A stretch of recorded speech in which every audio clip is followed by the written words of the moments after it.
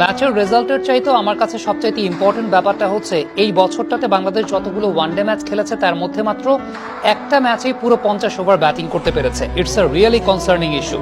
তার পেছনে সবচাইতে বড় কারণটা হচ্ছে মাঝের ওভারে বাংলাদেশের ব্যাটাররা স্ট্রাইক রোটেশনটা করতে পারে না, এরপর উল্টাপাল্টা শট খেলতে গিয়ে তারা আউট হয়ে যায়, পরবর্তী সময় 50 ওভার পর্যন্ত ব্যাটিং করতে পারে না। এর পেছনে সবচেয়ে বড় কনসার্নিং ফ্যাক্টরটা হচ্ছে, আমি যদি তিনজন ব্যাটসম্যানের স্ট্রাইক রোটেশন পার্সেন্টেজটা আপনাদেরকে দেখাই তাহলে দেখবেন মেহেদী হাসান মিরাজ এবং জাকের আলী অনিকেত এই বছরটাতে অর্থাৎ গেল এক বছরে স্ট্রাইক রোটেশন পার্সেন্টেজটা 40%-এরও কম। অন্যদিকে তাওহিদ হৃদয়ের স্ট্রাইক রোটেশন পার্সেন্টটা 43 সামথিং।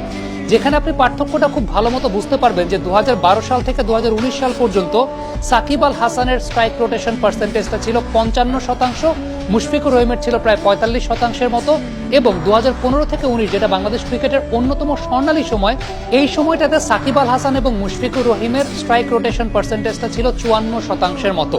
তার মানে আপনি খুব ভালো মতো বুঝতে পারছেন যে কোথায় 54-55% আর কোথায় সেই জায়গাটা এখন 39 বা 38%।